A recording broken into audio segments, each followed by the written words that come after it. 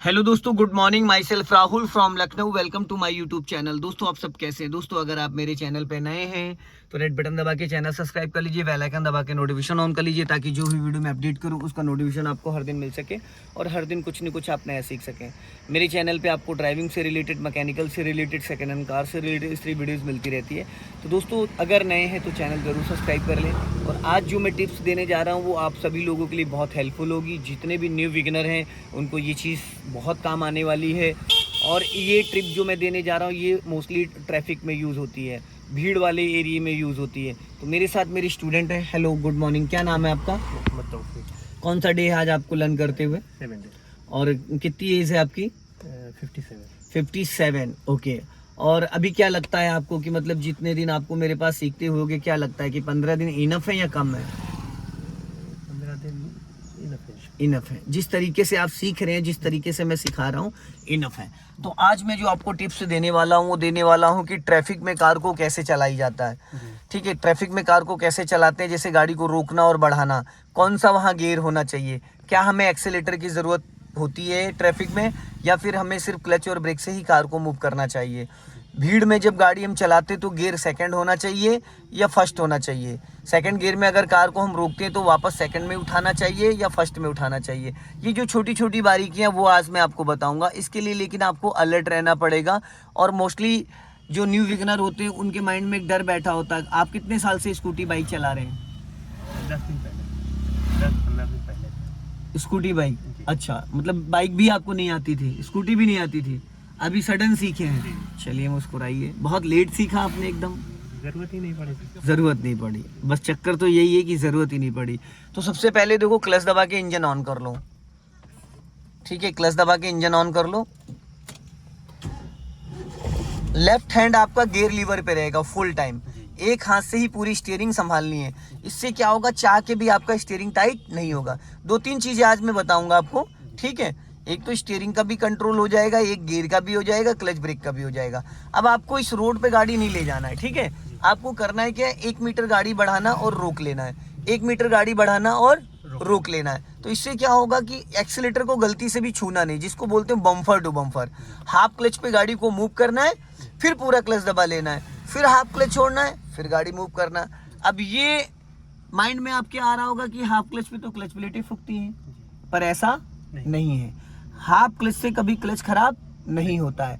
Clutch तभी खराब होता है जब आप हाफ क्लच को रिलीज करोगे और एक्स्ट्रा एक्सेलेटर दोगे, तब क्लच खराब होता है। हाफ क्लच पे आप घंटों गाड़ी चलाइए, क्लच प्लेटें खराब नहीं होती हैं। और क्लच खराब तभी होता है जब आप हाफ क्लच दबाए दबाए एक्सेलेटर ज़्यादा दो, फिर क्लच खराब होता है। तो ये चीज़ अपने माइंड से निकाल दीजिएगा कि हाफ क्लच पे गाड़ी का क्लच खराब होता है। ठीक है, अभी राइट वाला पैर आपका ब्रेक पे रहेगा फुल टाइम। कहाँ रहेगा? Full time. एड़ियाँ दोनों नीचे टच रहेंगी ताकि आपके पैर का वजन पैंडल पे ना पड़े। अब यहाँ से ऑन कर लो चारों इंडिकेटर। इसको बोलते हैं हजार्ड स्विच। ये इमरजेंसी के लिए ऑन की। इसके कई पैटर्न है। अब आपको ब्रेक को फ्री रखना और क्लच को धीरे से रिलीज करना। गाड़ी 1 मीटर बढ़ाना है और फिर पूरा क्लच दबा लेना। फुल क्लच छोड़ना नहीं है। हल्का स्टीयरिंग राइट रखो, फिर पूरा क्लच दबा लो। दब गया? हल्का राइट ही रखना ताकि, ठीक, गाड़ी स्टॉप हो गई। यहाँ पे ब्रेक लिया आपने, 1% भी ब्रेक नहीं लिया, फिर भी गाड़ी रुक गई। पीछे से कोई गाड़ी खींच तो नहीं रहा है? क्यों रुक गई? क्लच से कंट्रोल। क्लच से कंट्रोल, क्योंकि यहाँ पे आपने जब पूरा क्लच दबाया ना, पूरा क्लच दबाने जो गियर एक्टिव हुआ था वो डीएक्टिवेट हो गया। हम लोगों का वेट और गाड़ी का वेट, जो गाड़ी रुक गई। अब फिर आपको हल्का सा क्लच छोड़ना, बस यहाँ पे क्लच आपको फुल रिलीज नहीं करना है। फिर पूरा क्लच दबा लो, गाड़ी रुक गई। आपको फिर अगर आगे जाना है तो थोड़ा सा फिर क्लच छोड़ो,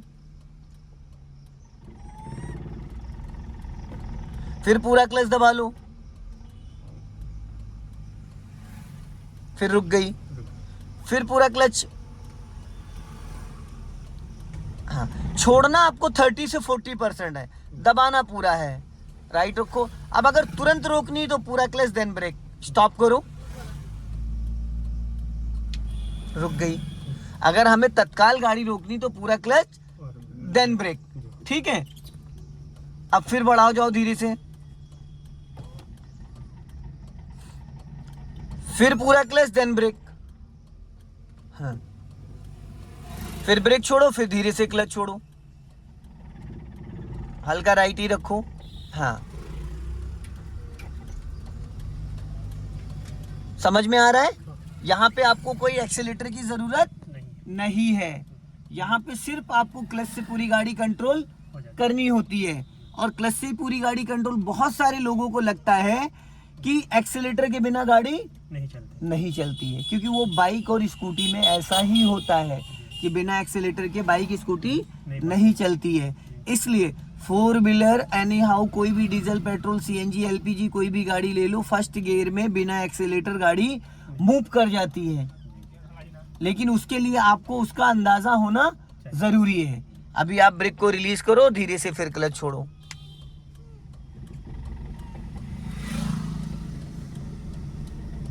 जाने दो धीरे धीरे। हाँ, हल्का लेफ्ट आ जाओ, फिर वापस पूरा क्लच देन ब्रेक, क्योंकि आप बॉर्डर लाइन पे आ गए हो, टायर कट जाएगा आपका। अब सीधी करो, अब ब्रेक को फ्री करो,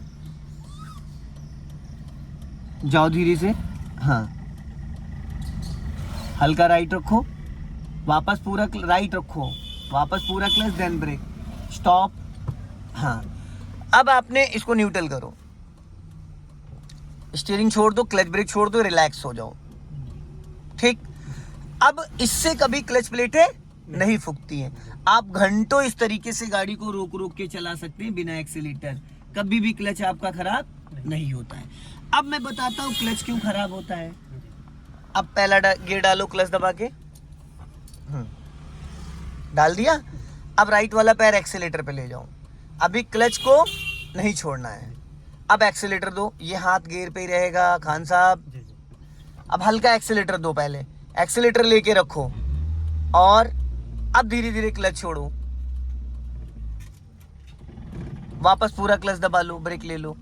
अभी आपने देखा ये जो आवाज साउंड बढ़ गया है। कुछ लोगों को ये आइडिया नहीं है कि बिना क्लच गाड़ी उठ जाती, उनके अंदर पेशेंस नहीं होता है। अगर बिना एक्सीलेटर गाड़ी उठाते हो तो गाड़ी आसानी से उठ जाती है, कोई क्लच। अगर आप एक्सीलेटर भी लेते हो, सपोज आप ट्रेंड हो, तो आप इतना समय कहाँ दे पाओगे। तो क्लच को रिलीज करने का जो तरीका होता है वो होता है जैसे कि अभी आप पहले क्लच रिलीज, ब्रेक छोड़ो, एक्सीलेटर पे पैर ले जाओ और पहले क्लच को रिलीज करो। गियर पे हाथ होना चाहिए खान साहब, क्यों बार बार आप वही चीज भूल रहे हो। अभी छोड़ो धीरे धीरे क्लच और हल्का, जब गाड़ी रेंगने लगे फिर हल्का एक्सीलेटर ले लो, गाड़ी रेंगने लगे अब हल्का एक्सीलेटर ले लो। अब साउंड ज्यादा हुआ? नहीं हुआ, ज्यादा नहीं हुआ। हल्का राइट रखो, इसलिए क्योंकि आपने हल्का सा एक्सीलेटर का इशारा दिया और गाड़ी आपकी बढ़ गई। ऐसे में कभी क्लच खराब नहीं होता है। तो क्लच के कई पैटर्न है, जब आप क्लच कम छोड़ोगे, एक्सीलेटर ज्यादा दोगे, वहां पे आपकी कार का क्लच खराब हो जाएगा। ठीक है, अभी सीधी रखो स्टीयरिंग, अब यहाँ पे रोक लो पूरा क्लच देन ब्रेक, स्टॉप कर लो। ठीक, अब हाफ क्लच छोड़ो और हल्का एक्सीलेटर लो, एक्सीलेटर लो थोड़ा और राइट रखो, राइट। हाँ, जितना भी आपने एक्सीलेटर लिया इतने से कभी क्लच खराब नहीं होता। अब वापस रोड पे आ जाओ लेके, वरना टायर चला जाएगा। हाँ, समझ गए? कोई डाउट है? नहीं, कोई डाउट। तो फर्स्ट गियर में जब हम कार को उठाते हैं तो सबसे पहली चीज तो अगर बिगिनर है, अगर सीख रहे हैं, तो एक्सीलेटर की कोई जरूरत नहीं होती है। अगर हम चलाना हमें आ गया तो भी हम पहले क्लच को रिलीज करेंगे ताकि गाड़ी हमारी गियर में एक्टिव हो जाए। हल्का राइट रखो, गाड़ी हमारी एक्टिव हो जाए। यहीं से हमें यू टर्न करना है, तो गाड़ी अभी लेफ्ट ही रखो और लेफ्ट लेके आओ। जब मैं बोलूंगा तो पूरा 90 डिग्री से राइट टर्न कर देना। अपने राइट वाले ORPM को चेक करो। अभी सीधी रखो स्टीयरिंग। हाँ, अब जब मैं बोलूंगा अब पूरा राइट घुमाना है, फुल घुमा दो, 90 डिग्री से घुमाओ, जल्दी से जाओ। क्लच ब्रेक छोड़ दो, हल्की सी रेस लो, हल्की सी। हाँ, बस सीधी करो स्टीयरिंग। स्टीयरिंग नहीं देखते हैं आपने, अभी फिर गड़बड़ किया। भाई मेरे रोड पे देखो के हमें रोड समझ में आएगा, स्टीयरिंग देख के रोड समझ में आएगा, ये बताओ। रोड नहीं, स्टीयरिंग देखने से रोड का जजमेंट आएगा या रोड को देखने से रोड का जजमेंट आएगा? तो आप फिर स्टीयरिंग क्यों देख रहे थे? गलत है ना। फिर देखो, इतना समझाने का क्या फायदा। भैंस के आगे बीन बाजे, भैंस खड़ी पगुराए, तो फिर वाला क्या मतलब है? कोई मतलब?